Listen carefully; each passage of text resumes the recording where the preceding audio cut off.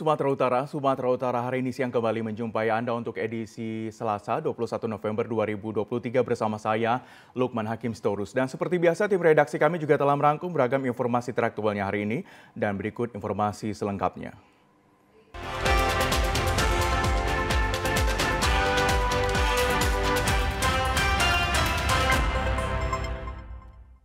Saudara, Sat Narkoba Polres Pelabuhan Belawan Senin malam melakukan razia di tempat hiburan malam yang menjadi tempat peredaran narkoba. Pada razia gabungan, petugas mengamankan 48 orang, 7 diantaranya terbukti positif menggunakan narkoba. Puluhan petugas kepolisian dari Sat Narkoba Polres Pelabuhan Belawan dengan menggandeng TNI melakukan razia tempat hiburan malam di 2 tempat, yakni di kawasan Jalan Veteran, Pasar 9 dan 10. Desa Manunggal, Garapan, Kecamatan Labuan Deli, dan Kabupaten Deli Serdang. Razia dilakukan petugas untuk menekan angka peredaran narkoba di tempat hiburan malam yang semakin menjamur di lahan garapan. Tidak satu pun pekerja dan pengunjung bisa lolos dari pemeriksaan petugas gabungan. Operasi razia narkoba dilakukan secara bertahap dan merupakan bagian dari upaya kepolisian dalam memberantas peredaran narkoba di tempat hiburan malam di wilayah hukum Polres Pelabuhan Belawan. Petugas kepolisian juga akan melakukan tes urin terhadap anggota kepolisian. Mahasiswa melaporkan perambah ratusan hektar kawasan hutan di Desa Tanjung Mangedar, Kecamatan Kualu Hilir, Kabupaten Labuan Batu Utara ke kantor DPRD menjadi perkebunan kelapa sawit. Meskipun sudah dilaporkan ke aparat penegakan hukum dan instansi terkait, sebanyak 800 hektar kawasan hutan disulap menjadi lahan perkebunan kelapa sawit. Aktivitas perkebunan ilegal tersebut masih tetap beroperasi tidak tersentuh hukum. Justru bebas menjual hasil panen perkebunan berupa ratusan ton TBS per bulannya ke PKS PT SSJL di Kecamatan Kualu Ledong. Mahasiswa yang tergabung dalam Forum Solidaritas Mahasiswa Anti Diskriminasi Labura melaporkan pemilik lahan perkebunan Ahok ke DPRD Labura. Pengurus Somad Maulidi Azizi, Kabupaten Labuan Batu Utara mengatakan, meskipun Komisi B DPRD Labura telah mengundang pemilik kebun Ahok dan manajemen PKS PT SSJL, serta sejumlah dinas Pemkab Labura terkait menangani masalah tersebut, namun saat ini pertemuan RDP pertama di Aula Komisi B tidak dihadiri oleh pemilik lahan, perusahaan dan dinas terkait di Pemkab Labura. Itu bisa pidana. Ini kan ada dua dimensi yang berbeda. Pertama, PT SCL ini sebagai perusahaan yang penada. Harapan kami agar DPR Komisi B dapat merekomendasikan persoalan ini baik di provinsi atau pusat agar masalah ini dibuka secara terang-terangan dan tidak ada itu. Rapat dengar pendapat pertama Komisi B DPRD Labura gagal digelar, namun pihaknya berjanji akan menggelar RDP selanjutnya dan berusaha menghadirkan pemilik kebun dan perusahaan serta dinas terkait sesuai jadwal yang akan ditentukan. Satu unit mobil jenis tronton bermuatan besi bahan bangunan jembatan terpuruk di ruas jalan longsor kawasan Kecamatan Hilai Serangkai, Kabupaten Nias. Akibatnya lalu lintas sempat lumpuh di lokasi kejadian.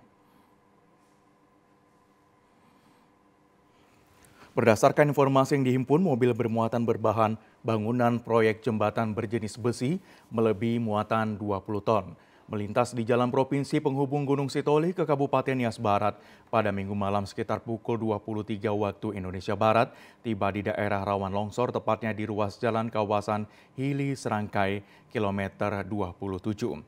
Mobil tersebut mengalami ketidakseimbangan, kemudian terpuruk dan mengalami kemiringan hingga 20 derajat ke sisi kiri jalan. Struktur tanah labil pada ruas jalan eks tanah longsor yang belum ditangani maksimal oleh pemerintah Provinsi Sumatera Utara, menyebabkan supir sulit untuk keluar dari keterpurukan. Akibatnya sepanjang hari, ruas jalan tersebut lumpuh total dan tidak dapat dilalui kendaraan roda 2 maupun roda 4. Beberapa ibu dan anak asal Nias Barat yang merupakan pasien rumah sakit di Gunung Sitoli sempat terjebak karena menunggu lama di lokasi kejadian. Mereka harus mengeluarkan biaya tambahan perjalanan dengan berganti angkutan umum untuk mengejar jadwal tindakan medis atas keluarganya. Kami sebagai masyarakat di sini merasa sangat terganggu ya. terganggu. Terganggu sekali. Nah ini udah berapa lama tadi antri nunggu? Ada berapa jam? Ada sekitar 5 jam. 5 jam ya? Nah harapannya apa ini kepada pemerintah Bu? Tolong disampaikan. Harapannya untuk kepada pemerintah agar secepatnya lah di Ini Keterlambatan pengiriman alat berat untuk evakuasi di lokasi baru tiba siang, namun belum dapat bekerja efektif karena kapasitas muatan mobil yang berlebihan. Tidak ada korban jiwa atas peristiwa ini, tetapi berdampak buruk bagi kelancaran aktivitas perekonomian warga pengguna jalan. Berikut kita sampaikan informasi yang telah kami rangkum dalam segmen Pilihan Rakyat.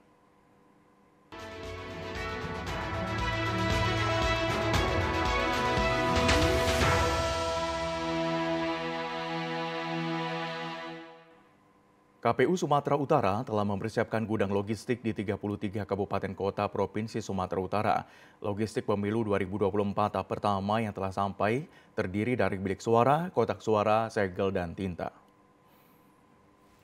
33 kabupaten kota Provinsi Sumatera Utara telah menerima logistik pemilu 2024 tahap pertama. Hal ini disampaikan oleh Ketua KPU Sumatera Utara di kantornya, Jalan Perintis Kemerdekaan Medan kemarin. Untuk pengadaan logistik tahap 1 terdiri dari bilik suara, kotak suara, tinta, dan segel. Sebanyak 10 kabupaten kota yang belum terpenuhi logistik kotak suara dikarenakan masih dalam perjalanan. Adapun logistik pemilu untuk Sumatera Utara tahap 1 seperti kotak suara per TPS akan mendapat 5 kotak suara. Jumlah kotak suara yang disediakan yakni berjumlah 230.285. Jumlah bilik suara yang telah tersedia sebanyak 183.500. Untuk logistik lainnya seperti segel berjumlah 4.415.280. Sedangkan tinta berjumlah 91.750. Ketua KPU Sumut Agus Arifin mengatakan untuk pendistribusian logistik pemilu 2024 tahap 1 telah selesai 95%. Hanya tinggal kebutuhan kotak suara yang belum terpenuhi, ada sekitar 10 kota lagi dalam perjalanan. Jadi prosesnya sekitar 95% lah untuk pengadaan logistik tahap pertama. Nanti akan ada pengadaan logistik tahap kedua terkait yang penting yaitu surat suara dan formulir dan kelengkapan pendukung lainnya. Ketua KPU Sumatera Utara telah meminta pengiriman ulang pengganti logistik yang rusak dan telah tiba di gudang logistik. Pendistribusian logistik pemilu 2024 untuk Provinsi Sumatera Utara ditargetkan selesai pada akhir Desember 2023. Bupati Toba Pol Taksitorus menandatangani naskah perjanjian hibah daerah NPHD Pemilu 2024 bersama dengan Ketua KPU Kabupaten Toba Sugar Fernando Sibarani dan Ketua Bawaslu Kabupaten Toba Saad Sibarani di ruang rapat mini Bupati Toba. Penandatanganan NPHD dilaksanakan berdasarkan surat edaran Mendagri tahun 2023 tentang pendanaan kegiatan Pilkada tahun 2024. Instruksi Kemendagri dalam rakor kesiapan pendanaan dan percepatan penandatanganan naskah perjanjian hibah daerah NPHD bersama KPU, Bawaslu, pemerintah daerah, TNI Polri se-Provinsi Sumatera Utara yang digelar pada 16 November 2023 lalu. Pada kesempatan itu Ketua KPU Toba Fernando Sugar Sibarani mengatakan untuk pelaksanaan Pilkada serentak tahun 2024, pihaknya akan menerima dana hibah daerah dari Pemkab Toba sebesar Rp33.069.879.000 ditampung pada APBD Kabupaten Toba tahun 2023 dan 2024. Dana tersebut akan digunakan tahap awal perencanaan sampai dengan tahapan pelaksanaan hingga tahapan penetapan dan evaluasi dalam kurun waktu lebih dari 1 tahun. Ketua Bawaslu Toba Saad Sibarani mengatakan hal ini merupakan salah satu tahapan yang telah dilaksanakan Pemkab bersama KPU dan Bawaslu Toba dengan melakukan penandatanganan NPHD sesuai dengan amanat Undang-Undang Nomor 10 Tahun 2012 tentang Pilkada Serentak. Saat menambahkan pihaknya akan menerima dana hibah daerah dari Pemkab Toba sebesar Rp14.551.968.000. Hibah dana ini ditampung pada APBD Kabupaten Toba tahun 2023 dan 2024. Nanti di Bawaslu sendiri ini akan kita gunakan anggaran ini 40% di tahap pertama ini dalam rangka untuk sesuai dengan diamanat Undang-Undang Nomor 10 Tahun 2016 kita akan melakukan pembinaan terhadap di internal dan di jajaran di desa dan di kecamatan, dan anggaran ini saya pikir untuk keperluan dari semua pemilihan pilkada serentak di tahun 2024. Dalam arahannya, Bupati Toba menyampaikan penandatanganan NPHD merupakan tonggak awal pelaksanaan pemilu Bupati dan Wakil Bupati pada pemilu 2024. Selanjutnya menyampaikan harapan agar pemilu 2024 berjalan dengan aman dan lancar. Penandatanganan NPHD ini merupakan langkah awal dalam pelaksanaan pemilihan Bupati dan Wakil Bupati Toba tahun 2024. Pihaknya berterima kasih kepada semua pihak yang telah bekerja sehingga penandatanganan NPHD ini terlaksana. Bupati berharap seluruh tahapan pemilu berjalan dengan lancar. Peranannya KPU dalam penyelenggaraan pilkada dan juga Bawaslu dalam mengawasi penyelenggaraan masyarakat, kita semua berperan. Kita wujudkan itu pilkada yang damai, pilkada yang membawa hasil yang terbaik bagi daerah kita ini.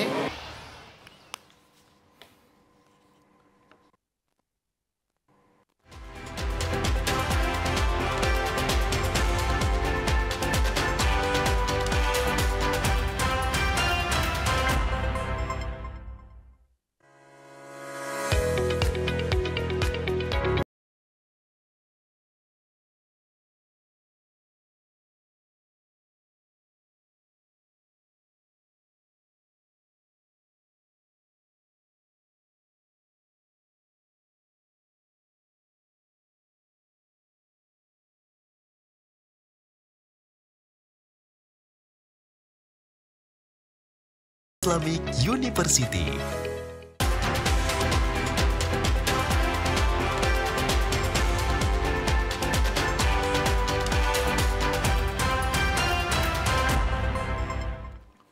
Politeknik Unggul LP3M melakukan wisuda ke-19 tahun 2023 melalui sidang senat terbuka yang dilaksanakan di Selekta Ballroom Convention Hall Medan kemarin.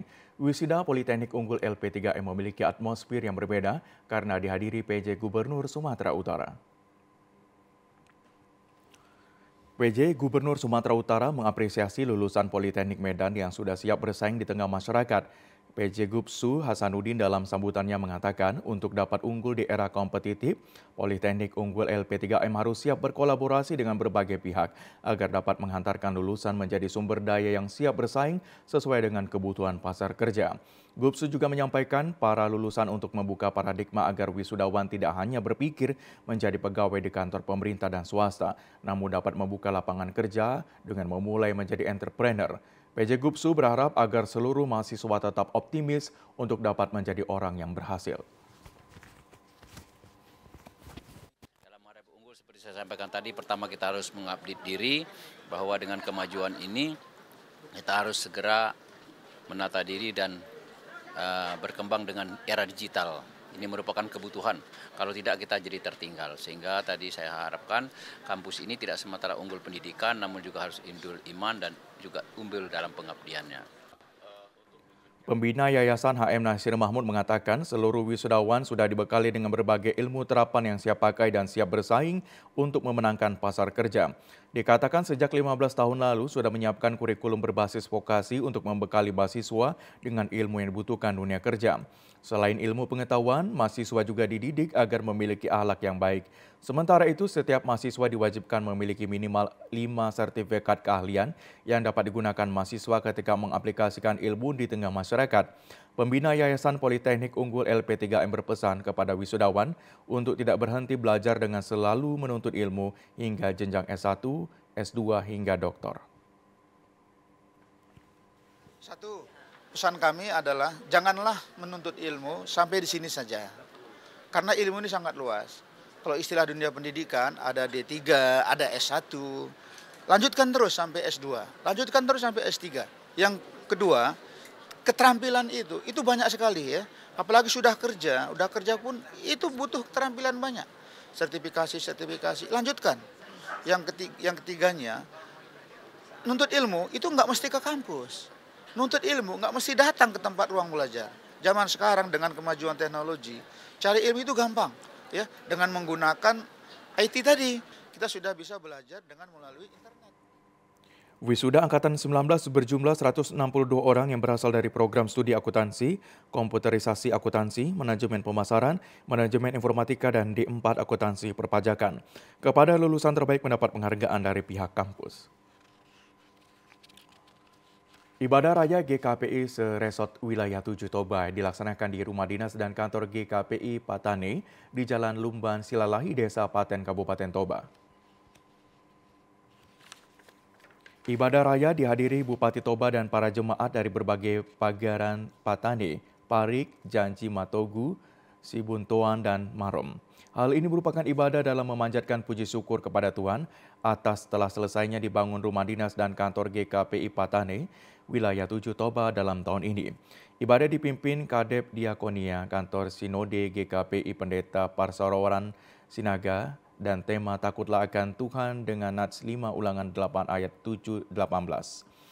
Pendeta Pasawaran Sinaga dalam khotbahnya mengatakan, apapun pencapaian saat ini bukan karena kekuatan sendiri, melainkan karena Tuhan yang mengizinkan. Pada kesempatan ini, Pendeta Pasawaran menekankan agar seluruh jemaat yang hadir selalu mengingat akan kebaikan Tuhan dalam hidupnya. Sementara itu, salah seorang jemaat GKPI Patane, Laurentius Sibarani mengatakan, seluruh jemaat bersyukur dan mengucapkan terima kasih kepada Tuhan atas kebaikan yang sudah dirasakan oleh jemaat Patane saat ini. Terlebih dengan tercapainya pembangunan rumah dinas dan kantor GKPI Patane Wilayah 7 Toba, di mana hal tersebut merupakan kerja keras seluruh jemaat yang memberikan sumbangsi, baik pikiran, tenaga maupun materi. Laurentius juga mengucapkan terima kasih atas bantuan yang diberikan pemerintah Kabupaten Toba, perusahaan dan anggota DPRD yang telah berkontribusi terhadap pembangunan gereja tersebut. Ya, harapan kami karena kita GKPI Resort Patane masih berencana untuk melanjutkan tahapan ketiga untuk pembangunan rumah dinas itu, yaitu untuk finishing daripada bagian luar rumah dinas dan juga untuk pembangunan pagar gereja ini dan gerbang tentunya. Nah, oleh sebab itu kami juga sangat mengharapkan kebersamaan dari seluruh anggota jemaat dan tidak lupa berharap kepada pemerintah, baik pemerintah kabupaten maupun pemerintah provinsi. Untuk membentuk karakter dan penguatan profil pelajar Pancasila, puluhan siswa Sekolah Dasar 020260 Kecamatan Bijay Utara kemarin siang mengikuti perlombaan tradisional. Perlombaan tradisional dilaksanakan pihak sekolah dirangkai dengan perkemahan, perlombaan memasak nasi goreng diikuti puluhan siswa sekolah dasar. Rangkaian perlombaan tradisional dan kegiatan perkemahan dilaksanakan di halaman sekolah dan merupakan aplikasi kegiatan Merdeka Belajar dan penguatan profil pelajar Pancasila. Penerapan aplikasi ini tidak saja dilakukan di jam pelajaran sekolah, namun kegiatan bersifat bergembira sembari mendidik para siswa untuk mencintai lingkungan dan permainan tradisional. Untuk menghindari pengaruh gadget yang merupakan faktor utama menyebabkan generasi bangsa tidak peduli dengan lingkungan sekitar dan memiliki dunia sendiri sehingga merusak karakter dan pola pikir. Menyikapi hal tersebut, para guru dan tenaga pendidik harus berinovasi melakukan berbagai kegiatan positif sehingga para siswa tidak larut pada kebiasaan yang tidak baik. Kegiatan perlombaan tradisional ini ditutup dengan pembakaran api unggun yang merupakan kebanggaan dari organisasi Pramuka.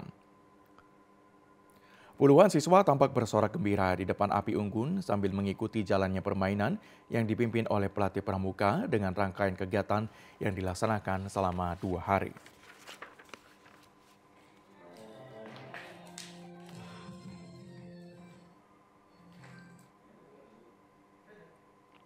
Sebanyak 30 unit jet ski milik peserta pembalap Aquabike World Championship 2023 telah tiba di Pelabuhan Onan Baru, Pangururan, Samosir. Kendaraan pengangkut logistik sebagai persiapan pelaksanaan Aquabike World Championship 2023 telah memadati Pelabuhan Onan Baru, Pangururan, Kabupaten Samosir. Sebanyak 30 unit jet ski milik pembalap dari berbagai negara peserta Aquabike World Championship 2023 terlihat masih terbungkus rapi di Pelabuhan Onan Baru, Pangururan. Sementara 15 orang kru dari negara Italia telah hadir di Kabupaten Samosir dengan membawa 3 unit jet ski untuk bertarung di perairan Danau Toba. Panitia H2O Racing di Pelabuhan Onan Baru Pangururan sudah mempersiapkan perlengkapan bagi tim peserta Aqua Bike World Championship 2023. Panitia H2O Stephen mengatakan peserta pembalap dari 22 negara belum hadir di Kabupaten Samosir. Belum ada pesertanya, jadi untuk hari ini simply baru ada panitianya dari Italia, dari H2O Racing Mas Pan. Kalau krunya Bang dari negara mana nih yang sudah hadir? Dari Italia semuanya. Ini berapa orang mereka Bang? Ada sekitar 10 orang, 10-15 orang. Kalau kendaraannya ada berapa di bawah? Tiga kendaraan dari Baligi utama.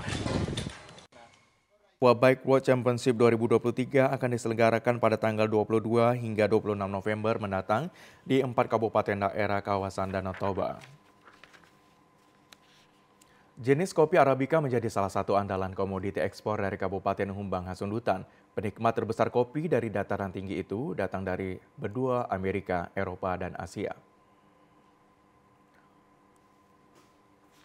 Salah satu penampung kopi jenis Arabica varietas terdapat di Gudang Kopi Desa Perung, Kecamatan Paranginan, Kabupaten Humbahas. Pemilik gudang kopi Andre Parulian Siregar mengatakan gudang kopi yang dimilikinya mampu menampung 20 ton green bean kopi per minggunya untuk diekspor ke luar negeri sesuai dengan permintaan pasar. Andre menjelaskan di gudang tersebut jenis kopi Arabica varietas seperti kopi Sigarar, Utang, Onan Ganjang, Jember, Ateng Super dikumpulkan dari petani Humbang Hasundutan. Kopi yang akan dikirim ke luar negeri terlebih dahulu disortir dari petani dengan memilah biji kopi. Setelah disortir lalu dijemur, kembali selanjutnya dimasukkan ke huller atau sistem penggilingan untuk mengambil inti biji gabah kopi tersebut. Setelah selesai, proses huller akan mendapatkan biji kopi labu. Kegiatan ini dinamakan asalan di mana masih terdapat kotoran piksel atau buah yang busuk. Setelah proses asalan dilakukan, biji kopi akan memasuki proses suton untuk siap diekspor ke luar negeri. Namun setelah menjadi bubuk kopi terlebih dahulu dilakukan proses roasting atau penggongsengan. Andre mengatakan ia memulai usaha ekspor kopi ke luar negeri mulai tahun 2014. Namun ia masih mengalami berbagai kendala, di antaranya buah kopi dari petani berkurang, cuaca ekstrim, dan siklus situasi harga yang tidak menentu. Saat ini para petani kopi di daerah Humbang Hasundutan antusias untuk menanam kopi karena harganya yang lumayan tinggi. Para petani kopi berharap kepada pemerintah agar dapat membantu ketersediaan pupuk di pasaran.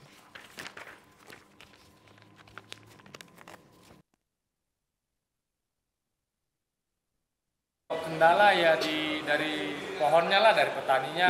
Ya, buah produksi dari pohonnya berkurang, cuaca, iklim, baru siklus fluktuasi harga, ya di situ aja sih kendalanya.